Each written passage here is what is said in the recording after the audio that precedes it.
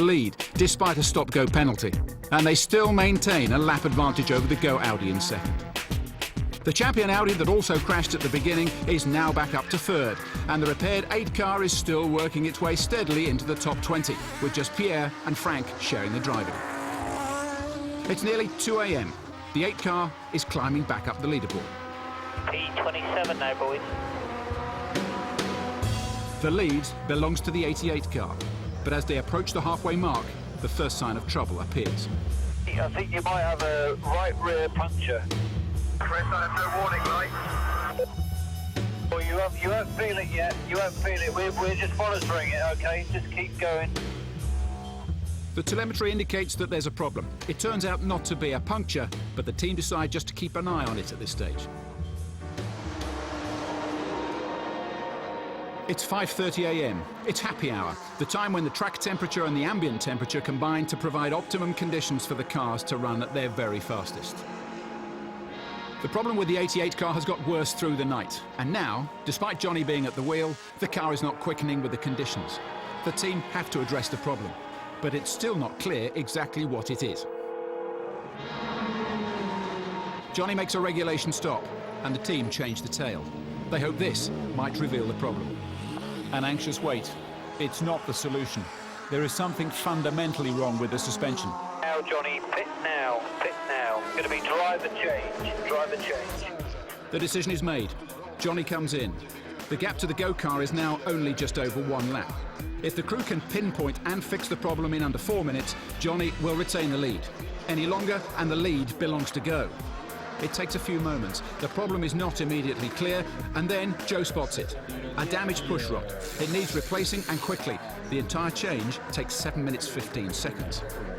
You just got to push like that, mate, because we've lost the lead now. Thank you very much. The 88 car has led the race from the start to the 15th hour, but from now on they will have to chase. They have to hound down the Go car, get close enough to put them under pressure and retake the lead. The race is well and truly on. Shame to lose the lead with the 88 car, but it was a decision whether to keep accepting the understeer problem and losing 5-6 seconds a lap, or dive into it and risk losing the lead but solving the problem. They got it sorted, and he's now setting lap record after lap record, and you know, we've still got 8 hours to go. Jamie starts in exactly the right way, putting in lap times that are consistently 2 or 3 seconds faster than Capello in the Go car. The margins are tight. Jamie is pushing to the limit. He's about to overtake the Go car and unlap himself when he momentarily loses control of the car. A couple of precious seconds are lost, but the chase continues. Every single person at Le Mans is enthralled by the battle between the 2 identical cars. Christensen, Capello and Ara in one, 3 British Lions in the other. Fire light in the car. Ignite, it's gone, ignite. 1 more lap, Jamie, 1 more lap. This is driver change, full service, driver change.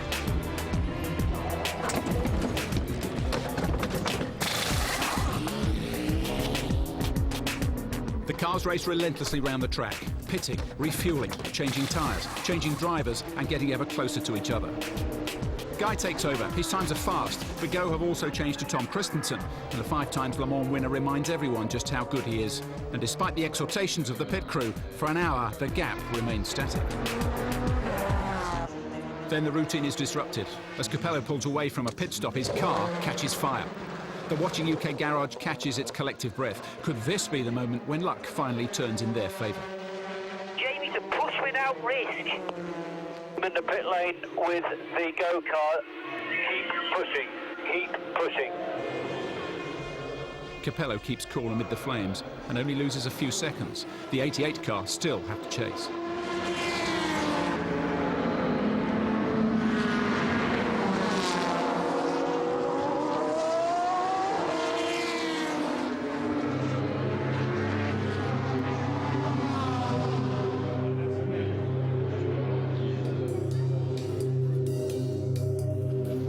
This lap, pit this lap. Coming in.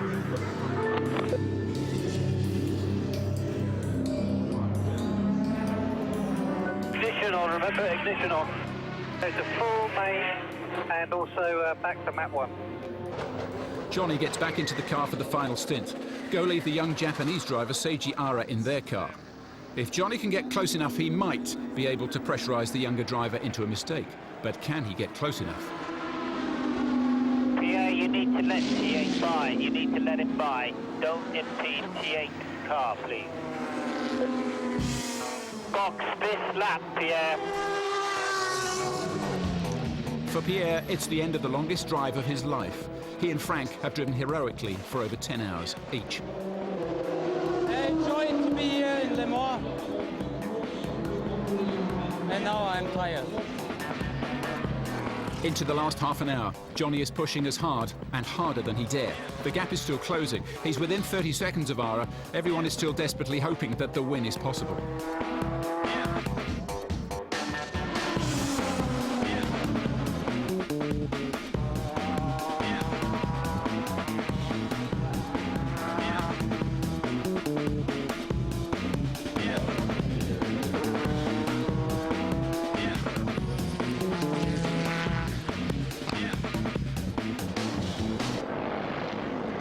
And then, everyone knows that it's lost. Everything all right? Bit of a shape there, but how much time left? You're still about 28 seconds behind him, so keep going. With less than 10 laps left, the only way the British car will win is if something happens to the go-kart.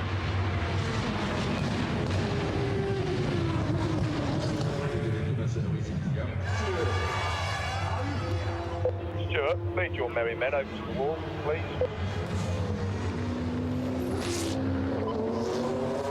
The clock ticks down the final seconds of the race. Ara makes no mistakes, and his R8 carries him over the line to the ecstatic cheers of his pit crew, fellow drivers, and team owner.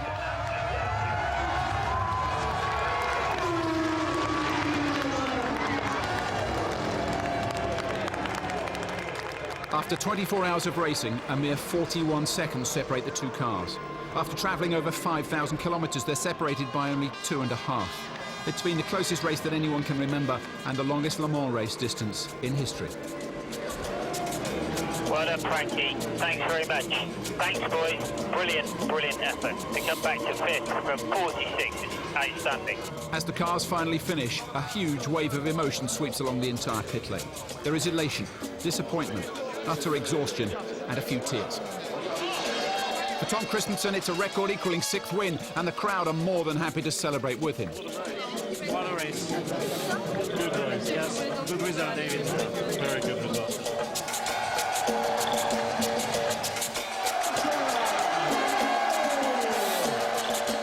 '88 takes second. Champion finished third, and miraculously the 8 car has clawed its way back up to 5th.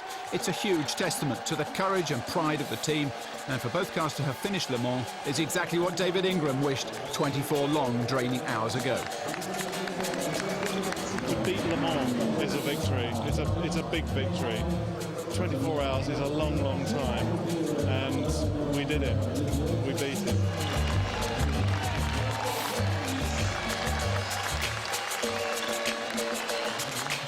As the curtain closes on Le Mans for another year, the team have to prepare for round 2 of the Le Mans Endurance Series.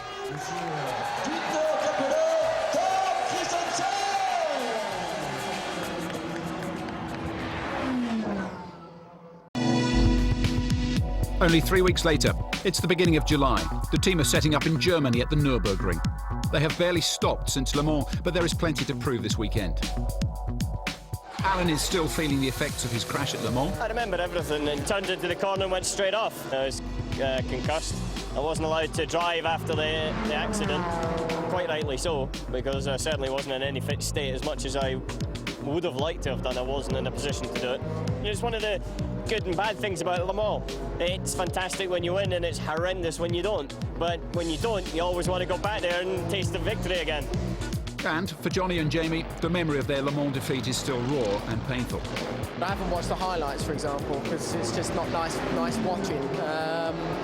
I did read the magazines, I did search the internet to see what the result was, but unfortunately it was still the same as what I left the race on the Sunday, so that never changed. on my last lap when I was coming in to hand the car to Johnny, you know, and I can remember going through Indianapolis and I was just thinking, Christ, you know, I'm on my in-lap now and God, I got to wait another year. For the race engineers, the emotions of Le Mans are also still fresh. You don't go to Le Mans and put your mark on it. You go to Le Mans and wait for it to tell you what's going to happen. The event gives you the result. It really was a hard race this year, and one that we should have won. I know we should have won it, and we didn't. I don't really want to, you know, look back anymore. I just want to look forward. The Nurburgring is set deep within the forests and rolling hills of the Eifel region of Germany. The modern track lies right next to the original circuit, perhaps the most legendary Grand Prix track of all time. It's the ultimate challenge as a Grand Prix circuit because it's essentially 14.2 miles of what looks like real roads. It winds up and down through the mountains. It was only the greatest drivers who won here, and some of the greatest drivers had their greatest wins here. With modern Grand Prix cars, it was so fast that it was becoming too dangerous even for them. And after Niki Lauda had his huge fiery accident in 1976, it was finally too much, and that was the end of it.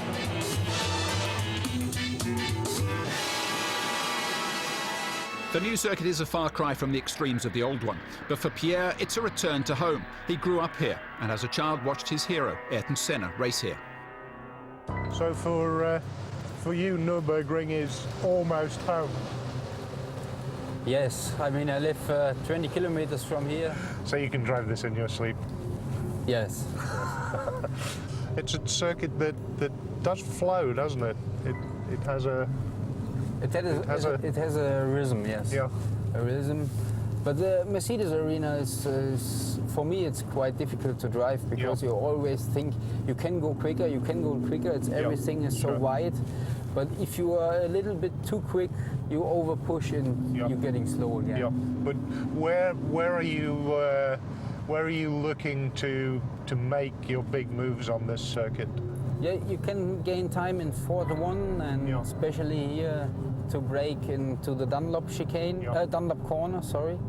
But where you can really gain time is to go out of this corner. We have a huge hill which we have to drive. So you have to carry speed. You have to carry all the speed out of the corner. And you have to take the Audi as fast as possible.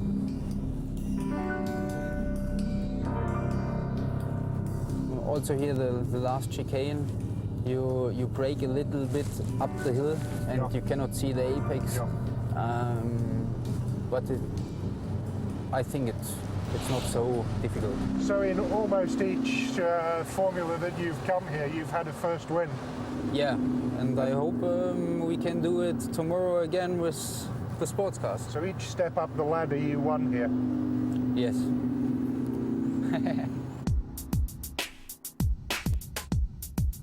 The teams have had very little time to set up the cars, and the first session of qualifying is about to start.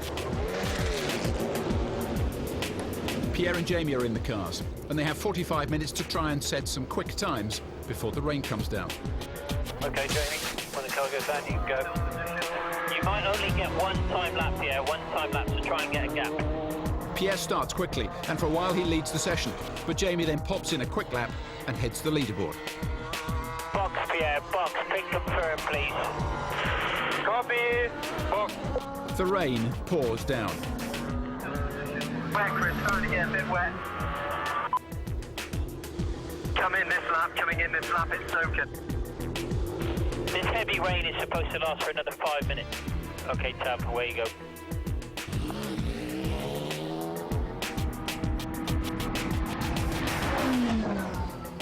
In the fast chicane, just went in the nose, looking back. Put it inside, boys. Work isn't over for the team. They have to re-prep the cars for the second qualifying session tomorrow morning, and there are a few bumps and bruises to the bodywork that need repairing. The team employ Matrix to carry out running repairs so that there are always spares available. But some weekends are busier than others, and the work will continue until everything is ready for the morning. It's a cold, breezy afternoon at the circuit. Dark clouds are gathering, and the weathermen will have their work cut out to predict when and how it's going to influence the race. I first came here in 1962, and it was raining then, and it's still raining. Nurburgring with a low-pressure system is fraught with isolated showers for the whole weekend, so the race may be run with isolated showers, which may make it a little bit more spicy. Just in front of the garage, please, boys. Tyres in front of the garage. The second qualifying session takes place on race morning. It's a slightly unusual format, but for the drivers and team, it's business as usual. We have a plan for the traffic. It's difficult, Pierre. I've no real analysis tool to help you, so it's going to be down to you, I'm afraid. Once again, it's Jamie and Pierre in the cars trying to shave fractions of seconds off their lap times. Pierre puts in a quick lap in the early stages to snatch P1. Jamie doesn't improve on yesterday's time, but is comfortably P2. Weighing up the situation, both cars decide to focus on setup for the rest of the session. Bring it back in, Alan. I think we missed the window. One time lap just to make sure that we get qualified and everything. Okay, it's not too bad. 10 minutes left, Alan. 10 minutes.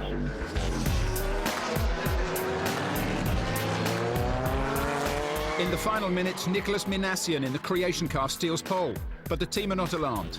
It's race pace that will count. I guess they put new tyres on right near the end, and obviously he got a free lap, and that's the way it goes. So, you know, it's 1,000 Ks, it's a long race, so I think we're still in very good shape. The strategy is very, very determined on the weather.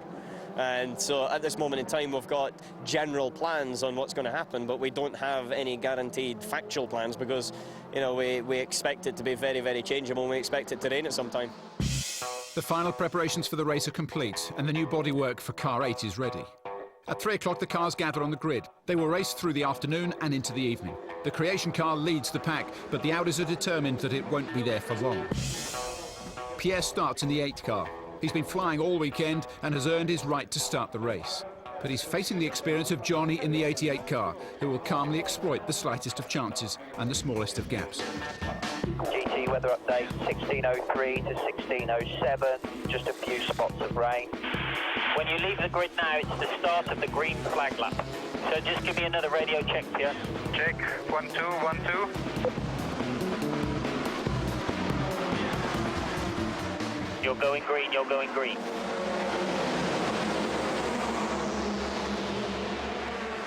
Johnny slips past Pierre on the first corner, and then both cars focus on reeling in Creation. It doesn't take long.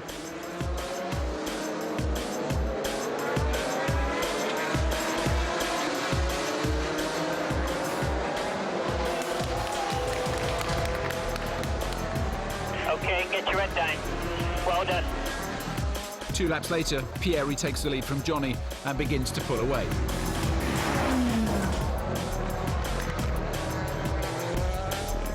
There is consternation among the 88 crew as Johnny steadily loses ground and the Creation car gains. The fast pace that they had in the early laps appears to have dropped away dramatically.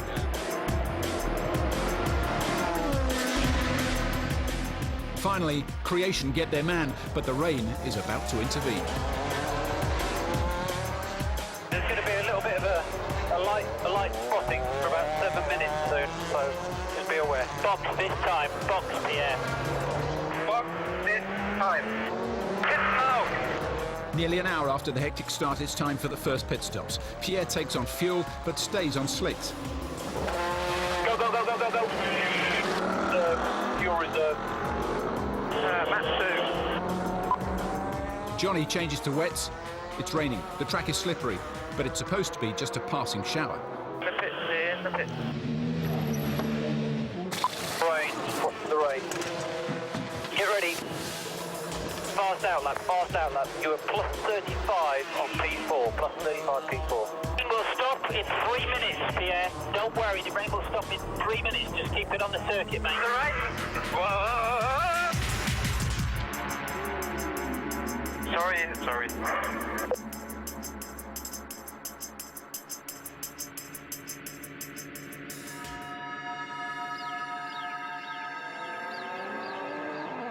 It seems that changing to wets was the right call, and Pierre isn't the only one to suffer.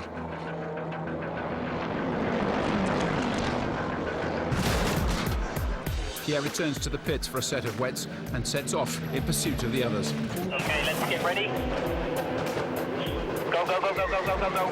Yeah, the wets will have some temperature in them. The conditions are still treacherous, and none of the leading cars escape entirely scot-free. Pierre's charge through the field finally delivers him the lead. Time, Rev! I know, mate, you're doing an excellent job. Fantastic job. The 88 car is still struggling to sustain a good race pace, and with 2 hours still to run, both cars pit to hand over to Alan and Jamie. Lap, pit this lap. Come in fast, come in fast. Pierre, this is your last time lap. Finish this lap and then box. For driver change, go back to match 1. Good stop. I'm in a pit now.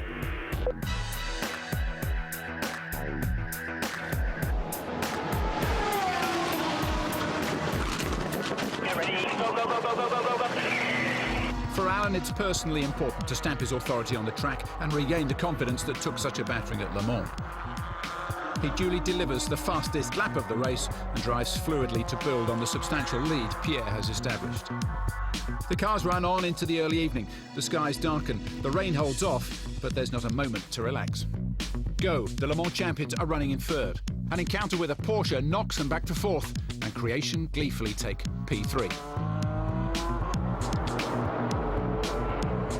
Night arrives along with a finish. It's victory for Alan and Pierre and second for Johnny and Jamie.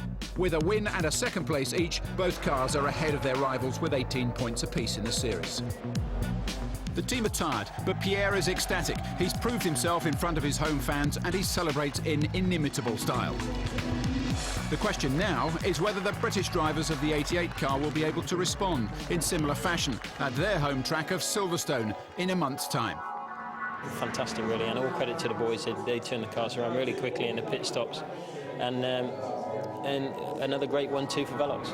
It's great to get a good result, especially after Le Mans. I mean, Le Mans was a great result. Le Mans was a very good result, but it wasn't a victory, and we've got our victory back, and we've beaten the Go team this time, and we got a 1-2, and we got a 1-2 at Monza, and that's really, really good. Live at 5 tomorrow on 4, Rugby World Cup hero and England's new captain Johnny Wilkinson tackles questions from Richard and Judy. Next today, behind the scenes of Shark Tale in a T4 movie special.